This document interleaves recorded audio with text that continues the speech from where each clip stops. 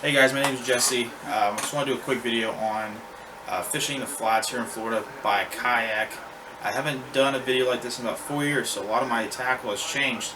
So we're going to talk about some of the rods, reels, line that I use out there, and also the type of kayak I have, and how to fish these baits.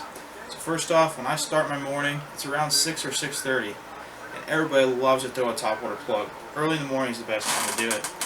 So first off, I went back to Shimano as far as reels, and these are the new Shimano FKs. This is a 3000 size. I have it paired on a St. Croix Legend Inshore 8 to 17 pound class rod. That's a 7-foot rod, and I got 10-pound braid, the Spider Stealth Camo braid, really thin. You can really cast a mile with it. And all my rods have a 3-foot section of leader, whether it be 25 or 30 pound. It just depends on where I'm at, and that's either going to be a Seagull or a Berkeley Pro Spec fluorocarbon. I have it tied to a mirror lure sheep hook. It makes a lot of noise on the water, especially if you're in some rougher water around, a little bit of chop. It makes a lot of noise. I'll cast this around the mangroves on a high tide, around oyster bars, and it's also good if you find a school mullet. I like to cast it on the side of the mullet and just bring it right next to it. Those mullet will attract a lot of redfish and snook and trout, because it kicks up a lot of bait off the bottom, and they'll start hearing that and they'll come up and attack it. I usually use this from 6:30 till about 9 or 10. It just depends. I mean, I've caught fish in the middle of the afternoon on it, so you never know. It just depends on the conditions and how the fish are biting. So that's number one on my list right there when I go out there. Really good bait to fish with. You will have a lot of hits, but sometimes you'll miss a lot of fish too, just because you're just excited. So make sure you take your time on that hook set. I usually count to 3 before I set the hook, just to make sure they have it in their mouth. Next up, we're going with the new Shimano Stratic CI4 Plus, the 3000 super light reel. You're looking at like around 7 ounces for this reel. Paired up on a St. Croix rod, 6 to 12, a little bit softer tip than that Legend Inshore.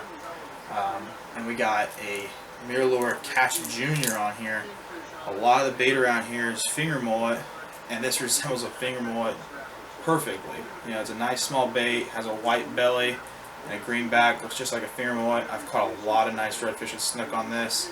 This is my go-to lure last year in my kayak tournaments, and it won me some money. So it's one of my go-tos next to the Mirrodine. But it's a great bait. I like to throw them in a little bit open water. You got some potholes, it's perfect.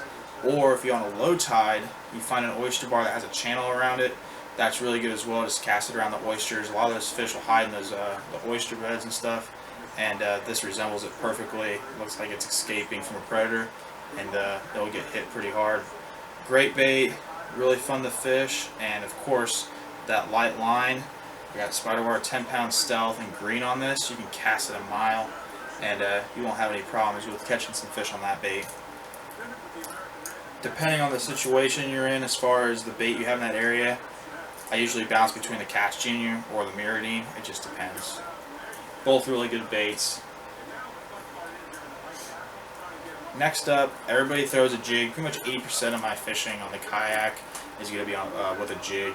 It's a really great bait to throw when you're looking for the fish, and it's really versatile compared to everything else, especially if you have a lot of weeds, and those two other baits you can't really throw. So another FK 3000 10-pound Spiderwire Camo braid down to a 25 or 30-pound leader. And my favorite soft plastics are Z-Man. So we got a Z-Man minnows right here on a TT Headlocks jig head. This is a 1/6 ounce, a little bit heavier than your 1/8. I can cast it a little bit further, and it helps get this plastic down to the bottom a lot quicker, just because it is buoyant, so it has a little bit of resistance when it hits the bottom or when it's going through the water column. And the benefit to these baits is, since they are buoyant, it's going to sit just like this on the bottom, and its tail is going to keep moving. They're really good at moving that tail with that water. A really nice bait. They're really durable. You're not going to have to worry about fish pecking it off. I like to take a little bit of super glue and put it on the front of the jig head, slide it on there. It won't go anywhere.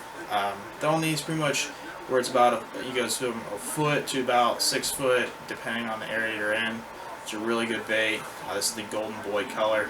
I like throwing light colors in light water and dark colors in dark water. But it's a really good bait. Catch a lot of nice fish on it. And throwing them around schools of mullet is always fun. Like with that top water. Basically, you can use all the same tactics with all 3 baits. But this is going to be my main bait I usually throw, from 10 o'clock and on. But that's a great way to catch a lot of fish as well. Really easy. Once you find the fish with that, you pretty much just pick an area apart, get some procure if you need to, give a little bit of scent to that bait. It'll also bring in some pinfish, and when the pinfish start pecking at that, that's when it's going to attract your redfish and your snook right to your bait, and it's going to swoop up and grab it. So those are the three main baits and rods and reels that I use when I'm out in the water. The kayak I'm using right now is a Wilderness Systems Attack 140. It's a great kayak, really stable. And you pretty much carry whatever you want in that boat. Also, if you're traveling a far distance, while either if you're paddling or if you're putting your kayak in your truck to drive away to go somewhere, you can put these rods inside the kayak, which is also a great feature of that kayak.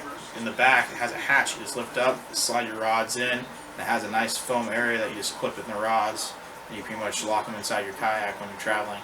Another great feature for Wilderness Systems. If you guys have any questions about anything I just talked about, feel free to message me on YouTube. Feel free to message me on Instagram as well. It's Redfish Jesse on there. And hopefully everything I've talked about will help you catch more fish. Take care.